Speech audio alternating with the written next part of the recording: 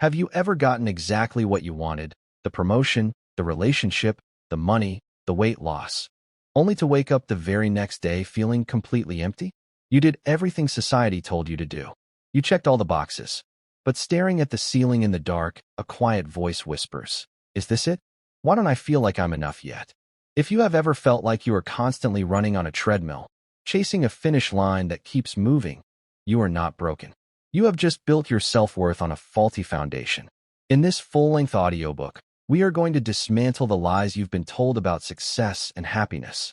I am going to show you how to silence your inner critic, drop the heavy baggage of your past, and rebuild your self-worth from the inside out.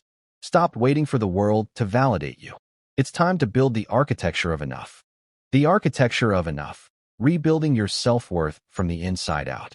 Introduction, the Arrival Fallacy. Welcome to the architecture of enough. Imagine for a moment that you are walking on a treadmill. You have set the speed to a challenging but manageable pace. You are sweating, you are working hard, and you are looking forward to reaching the end of your workout. But there is a catch. The display screen on this treadmill does not track distance, calories, or time. It simply displays a single, glowing sentence. You will be happy when you reach the end. So, you keep walking. The incline increases, so you start jogging. You eventually break into an exhausting, desperate sprint. Your lungs burn, your legs ache, but you keep your eyes locked on that screen. But no matter how fast you run, the end never comes. The finish line is an illusion, constantly moving further away with every step you take. This is not just a metaphor. This is how the vast majority of us live our lives. We are trapped in a psychological phenomenon known as the Arrival Fallacy. Coined by Dr. Tal Ben-Shahar, the Arrival Fallacy is the deeply ingrained, culturally reinforced belief that once we achieve a certain goal, acquire a certain amount of money, find the perfect partner, or reach a specific physical appearance, we will finally experience lasting happiness and fulfillment. We tell ourselves, "I will be enough when. I will be enough when I make 6 figures. I will be enough when I get married. I will be enough when I lose 20 pounds. But what happens when you actually reach those milestones? What happens when you get the promotion? You celebrate for a weekend. You buy a nice dinner. And by Monday morning, you are already looking around the office, stressing about the next rung on the corporate ladder. What happens when you buy the dream car? It smells like leather and success for a month, but by month 2, it just becomes the metal box that gets you to work while you sit in traffic. Psychologists call this the hedonic treadmill. As humans, we have an incredible ability to adapt to our circumstances. When something good happens, our baseline of happiness temporarily spikes, but it quickly normalizes. The new house just becomes the house. The new salary just becomes the budget. If your entire sense of self-worth is tied to acquiring the next thing, you are doomed to a life of perpetual motion without ever experiencing the joy of stillness. The finish line is a mirage.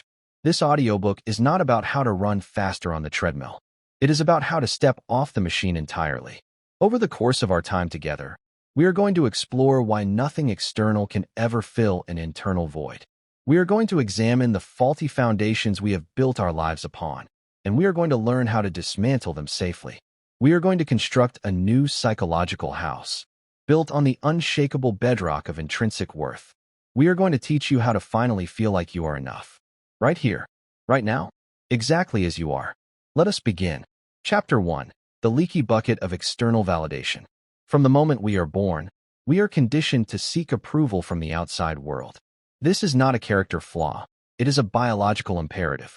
As helpless infants, our survival literally depends on keeping our caregivers happy and engaged.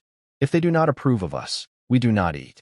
As we grow, this survival mechanism morphs. We look to our parents for a smile when we take our first steps. In school, we are graded with gold stars, stickers, and letter grades, teaching us very early on that our worth is quantifiable and tied strictly to our performance. Good performance equals love and safety. Bad performance equals disappointment and isolation. As adults, this system simply upgrades to a more sophisticated currency.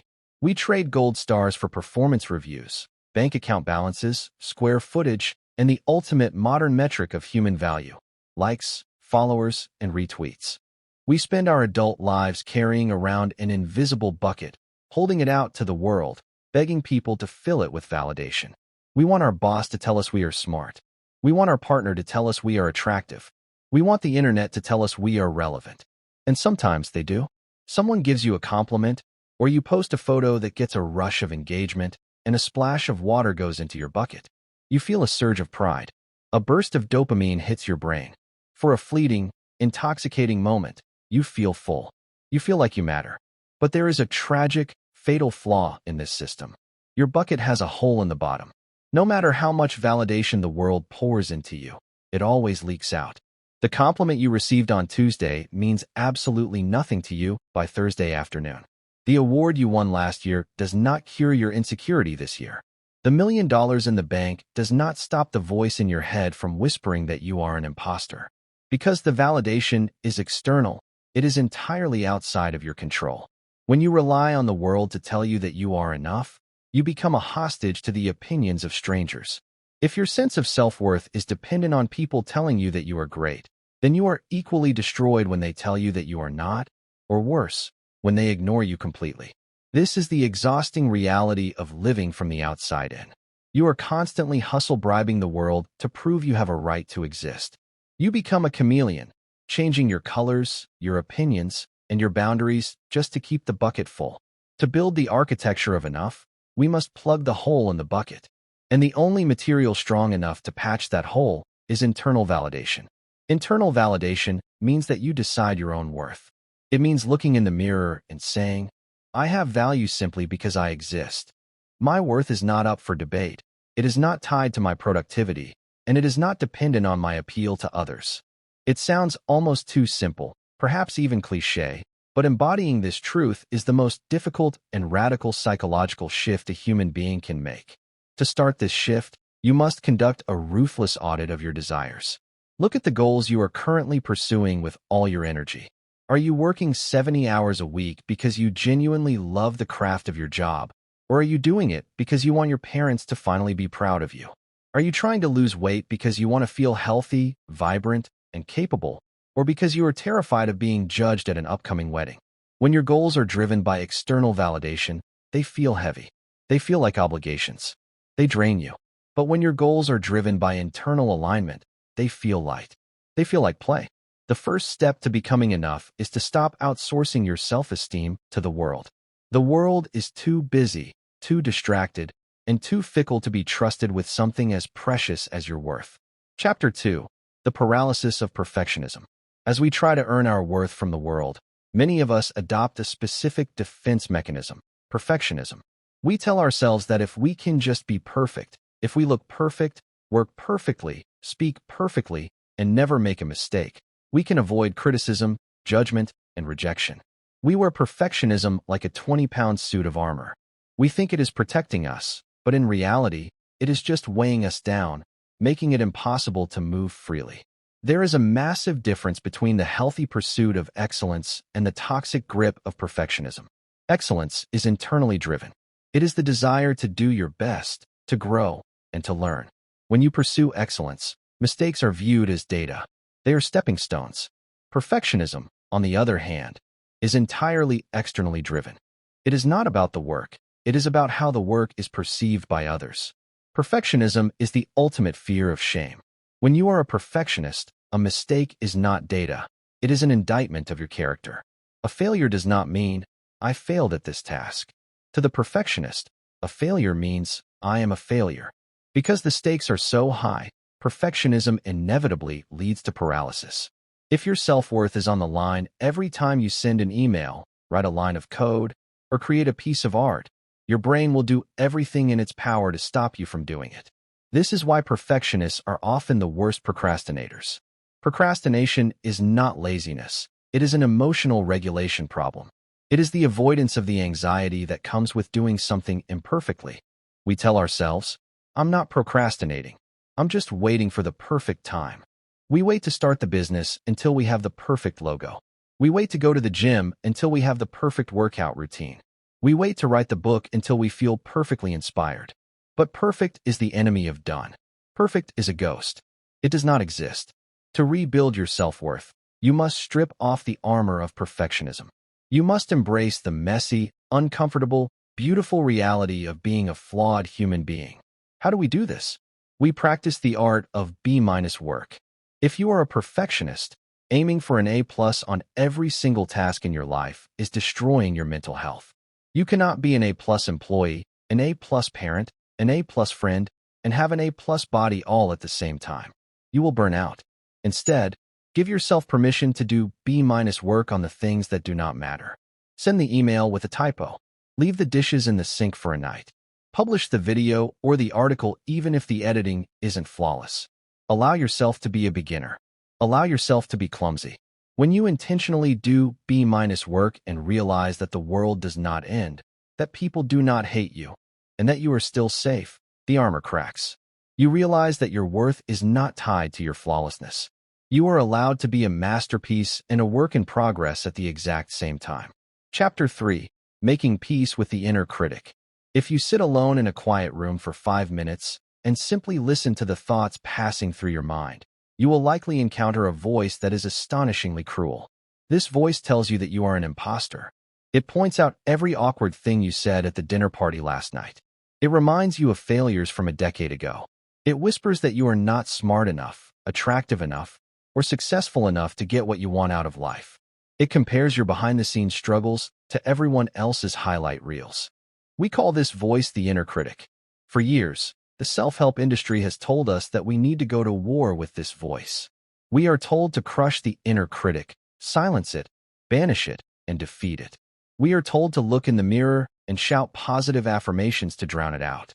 But fighting your own mind is like trying to put out a fire with gasoline. The harder you fight the critic, the louder and more aggressive it becomes. What you resist persists. If you tell yourself, do not think about a pink elephant, what is the only thing you can think about? The pink elephant. When you say, I am not going to listen to my anxiety, you are actively focusing on your anxiety. To build a life of enoughness, we must radically change our relationship with this voice. We must understand where it comes from. Your inner critic is not a demon trying to ruin your life. From a psychological and evolutionary standpoint, your inner critic is actually a misguided guardian. It is an ancient survival mechanism designed to keep you safe from a very specific danger, tribal rejection. Thousands of years ago, if you did something to embarrass yourself and the tribe decided to kick you out, you would freeze or starve to death alone in the wilderness. Social rejection was literally a biological death sentence. Therefore, your brain developed a highly sensitive alarm system to constantly monitor your behavior, point out your flaws, and keep you in line so you would not be cast out of the group. Your inner critic is not trying to destroy you. It is trying to protect you from the pain of rejection. It is just using incredibly toxic, outdated methods to do so. It is like an overprotective parent who locks their child in a padded room to prevent them from scraping their knee. The intention is safety, but the result is a prison. Once you realize that the inner critic is rooted in primitive fear, not objective truth, your entire relationship with it changes. You stop reacting to it with anger and start reacting to it with compassion. The next time that harsh voice speaks up and tells you that you are going to fail at a new project, do not argue with it. Do not tell it to shut up. Instead, acknowledge it. Name it. Say to yourself, I hear you. I know you are trying to keep me safe from disappointment. Thank you for doing your job, but I am an adult now. I can handle this risk. You can step back. This technique is known in psychology as cognitive diffusion. You are creating space between the thinker and the thought. You are separating your core identity from the passing electrical impulses of your survival brain. You are no longer the thought. You are the sky in which the thought passes like a dark, temporary cloud. By treating the inner critic like a frightened passenger in the car, rather than the driver, you strip away its power. It can yell from the back seat all it wants, but you are the one holding the steering wheel. You are the one driving the car. And you are enough to handle whatever lies on the road ahead. Chapter 4. Boundaries and the Art of Disappointing Others. If you are building the architecture of your self-worth, and you view your identity as a house, then boundaries are the fence around your property. A house without a fence, without a lock on the door, is open to anyone. People can walk in with muddy shoes, take your food, break your furniture, and leave. If you do not have boundaries, you do not have a self. You are simply a combination of what everyone else wants you to be. Many people who struggle with self-worth suffer from chronic people-pleasing. We say yes when we want to say no. We take on extra projects at work because we want to be seen as a team player. We lend money we do not have. We listen to friends vent for hours when we are emotionally exhausted ourselves. We do this because we mistakenly believe that having boundaries makes us mean, selfish, or difficult. We conflate being good with being compliant. But people-pleasing is not actually about pleasing other people. It is a manipulation tactic. It is a way of trying to control other people's emotions so that we do not have to feel the discomfort of their disappointment. We abandon ourselves to keep the peace. But the peace is a lie, because while the other person might be happy, you are boiling with silent resentment. Resentment is always a symptom of a lack of boundaries. If you are angry at someone for taking advantage of you, look closer. Yes, they may have asked for too much, but you are the one who opened the door and handed it to them. To rebuild your worth, you must learn the beautiful, terrifying art of disappointing other people. You must realize that other people's emotions are not your responsibility. If you say no to attending a party because you need to rest and your friend gets angry, their anger belongs to them. You do not need to fix it. You do not need to over-apologize. A boundary is not a wall to keep people out. It is a clear line that shows people where the door is. It teaches people how to love you and respect you. Setting a boundary can be as simple as saying, "I am not able to take on this project right now. I need an hour to myself to decompress before we talk about this. Please do not speak to me in that tone." When you first start setting boundaries, people will push back. The people who benefited the most from your lack of boundaries will be the most upset when you install a fence. They will call you selfish. Let them. Your job is not to manage their reaction. Your job is to protect the house. Every time you say no to something you do not want to do, you are saying a massive yes to your own self-worth. You are proving to your subconscious mind that your needs matter. You are enough to take up space, to have limits, and to protect your energy. Chapter 5. The Heavy Backpack of Resentment. Imagine you are going on a long hike up a beautiful mountain. The weather is perfect, the trail is clear, and you have strong legs. But before you start, you bend down and pick up a large, jagged rock. You put it in your backpack. A few miles later, you find another heavy rock, and you add it to the bag. By the time you are halfway up the mountain, you are carrying 50 pounds of useless stones. Your back aches, your breathing is labored, and you are staring at the dirt in agony instead of enjoying the breathtaking view. This is exactly what it is like to travel through life carrying resentment. Every time someone wrongs us, every time we are betrayed, every time life feels profoundly unfair, we pick up a rock. We replay the argument in the shower over and over again. We stalk the person who hurt us on social media, looking for signs that their life is miserable. We construct elaborate mental scenarios where we finally get our revenge or our long overdue apology. We think that by holding on to this anger, we are punishing the person who hurt us. We believe our resentment is a protective shield that will keep us from being naive and being hurt again. But as the old saying goes, holding on to resentment is like drinking poison and expecting the other person to die. The person who cut you off in traffic, the ex-partner who broke your heart, the boss who passed you over for a promotion, the parent who neglected you. They are not carrying the rock. They are sleeping perfectly fine. They have moved on. You are the only one carrying the weight. You are actively choosing to let someone who hurt you in the past continue to steal your joy in the present. To truly feel like you are enough, you must have the energy to build your future. You cannot build a new house if your hands are full of heavy stones from the past. You must practice the profound, difficult art of forgiveness. Forgiveness is perhaps the most misunderstood concept in human psychology. We are taught that forgiveness means saying what the other person did was okay. We are taught that it means welcoming toxic people back into our lives. We are taught that it requires the other person to be sorry. None of this is true. Forgiveness has absolutely nothing to do with the other person. Forgiveness is a selfish act in the best possible way. It is the conscious decision to drop the rock. It is the realization that the past is unchangeable and that spending your present energy agonizing over historical events is a tragic waste of your potential. Forgiveness means accepting that you are never going to get a better past. How do we do this? We practice radical acceptance. When the memory of the betrayal surfaces, we do not fight it, but we do not feed it either. We simply state the facts. This happened. It hurt deeply. It was unfair. But it is over. You do not need the other person to apologize in order to heal. Waiting for an apology is just another form of external validation. It is giving someone else the keys to your emotional prison. Take the keys back. You unlock the door by deciding that your future peace is far more important than your past pain. And remember, the most important person you will ever have to forgive is yourself. You must forgive yourself for the mistakes you made when you were hurting. You must forgive yourself for staying in the wrong relationship too long. You must forgive yourself for the financial errors, the missed opportunities, and the times you failed. You were doing the best you could with the tools, the trauma, and the awareness you had at the time. The version of you that made those mistakes is gone. They do not exist anymore. You are here now. Have compassion for the past version of yourself. Let the heavy backpack slip off your shoulders and leave it on the trail. Chapter 6. Defining your internal scorecard. The legendary investor Warren Buffett has a concept he calls the inner scorecard. He asks a simple, profound question to illustrate this idea. Would you rather be the best lover in the world, but have everyone secretly think you are the worst? Or would you rather be the worst lover in the world, but have everyone publicly think you are the best?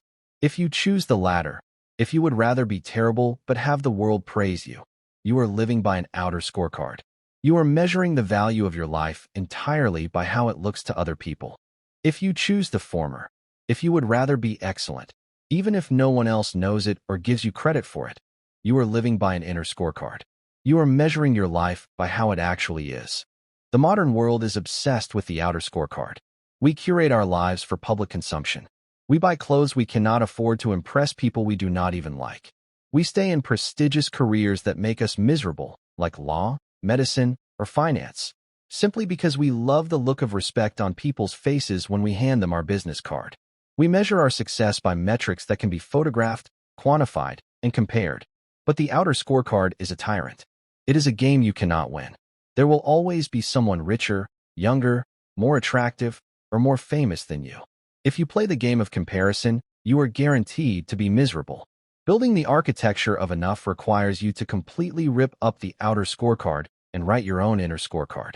Your inner scorecard is a set of core values and principles that you dictate. It is a definition of success that is entirely independent of wealth, status, or external achievement. To write your inner scorecard, ask yourself, what traits do I admire in others that have absolutely nothing to do with their resume or their bank account? Do I value honesty, kindness, resilience, creativity, loyalty, courage? If your inner scorecard says that success means being a present, patient parent, then you can have a terrible day at work, lose a major client, and get a flat tire on the way home. But if you walk through the front door, leave your phone in your pocket, and give your children your undivided, loving attention, you have won the day. You are successful. You are enough. If your inner scorecard says that success means acting with integrity, and you refuse to lie to a customer to make a sale, you might lose the commission. On the outer scorecard, you failed. Your boss might even reprimand you. But on the inner scorecard, you triumphed. You kept your soul intact.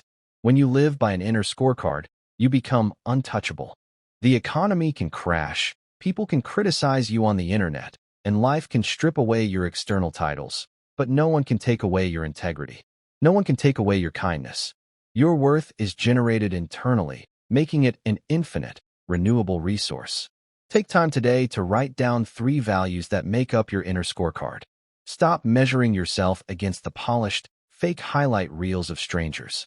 Measure yourself against your own character. At the end of your life, when the crowd goes home, the money is spent, and the noise fades, you are the only one who has to live with the person you became.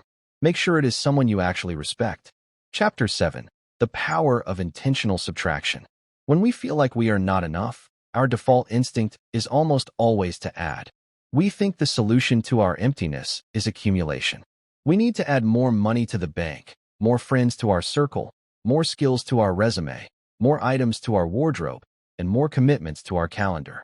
We treat our lives like a storage unit, cramming it full of physical things, digital noise, and relationships in the desperate hope that eventually, the emptiness will be filled and the anxiety will disappear.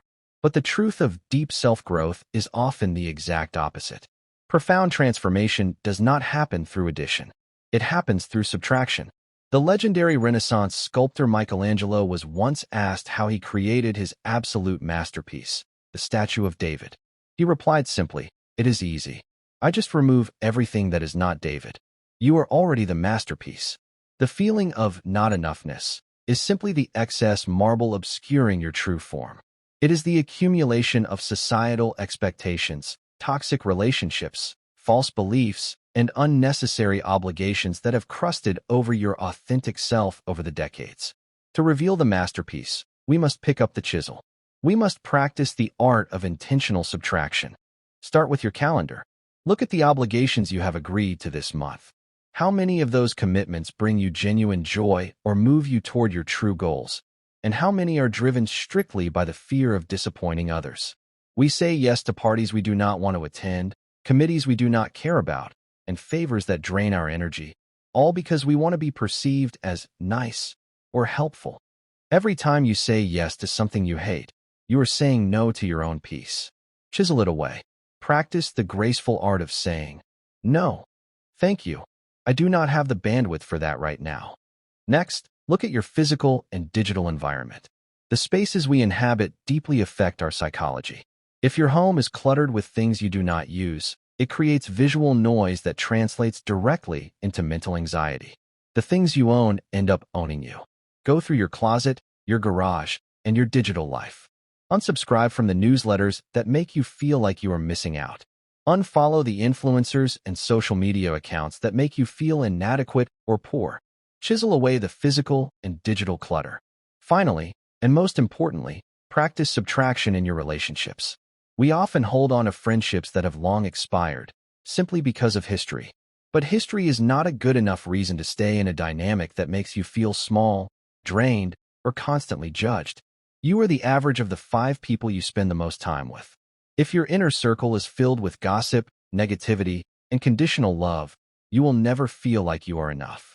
It is incredibly painful to let go of people, but creating distance from toxicity is an act of profound self-respect. Chisel away the connections that do not nourish you. As you remove the excess, something magical happens. The noise fades. The anxiety lessens. You realize that you do not need to acquire anything new to be worthy. You simply needed to strip away what was never yours to begin with. You discover a deep, abiding quietness within yourself. In that quiet, you finally meet the real you. And you find that the real you is, and always has been, perfectly sufficient. Conclusion: you are the house. We have spent this time together exploring the architecture of your mind. We have seen how the endless pursuit of external validation leaves us exhausted and empty. We have learned to strip away the armor of perfectionism and listen to the inner critic not as an enemy, but as a scared protector. We have built fences of boundaries to protect our peace. We have dropped the heavy stones of resentment and forgiven ourselves for the past. We have ripped up the world's scorecard and written our own. And we have taken a chisel to the clutter of our lives, revealing the masterpiece underneath. Now, it is time to step back and look at the house you have built. For so long, you believed you were a project that needed fixing. You thought you were an empty plot of land, waiting for someone else to come along and build a home for you. You waited for a partner to give you a foundation. You waited for a boss to build the walls. You waited for society to put a roof over your head. But you are not the empty lot. You are the house. You contain multitudes. You have rooms filled with brilliant ideas, hallways echoing with hard-won resilience, and a foundation poured from the thick concrete of your survival. You have weathered storms that no one else saw. You have stood tall through nights of profound darkness. You are entirely whole. The feeling of enoughness is not a destination you arrive at. It is not a trophy you win. It is a realization. It is waking up in the morning, placing your feet on the floor, taking a deep breath, and deciding that the search is over. There is nothing wrong with having ambition. There is nothing wrong with wanting to improve, to build wealth, to find love, or to leave a massive legacy. But the energy behind those actions must change. When you operate from a place of lack, every failure destroys you, and every success feels hollow. But when you operate from a place of enoughness, your ambitions become joyful experiments. You work hard not because you need to prove your worth, but because you want to express your potential. You love others not because you need them to fix you, but because you have an overflow of love to give. You no longer need the world to tell you who you are. You have built an internal fortress. The next time you catch yourself on that mental treadmill, sprinting toward the illusion of the finish line, remember the chisel. Remember the inner scorecard. Remember that the hole in the bucket has been patched. Step off the machine. Walk outside into the fresh air. Look at the sky. Feel the solid ground beneath your feet. You are right here. You are alive. And that, in itself, is a miracle. Stop waiting for the world to give you permission to be whole. You already are. You have everything you need. You are the architect, and the house is finally complete. Thank you for listening to The Architecture of Enough. Take a deep breath, hold your head high, and go live your beautiful, enough life.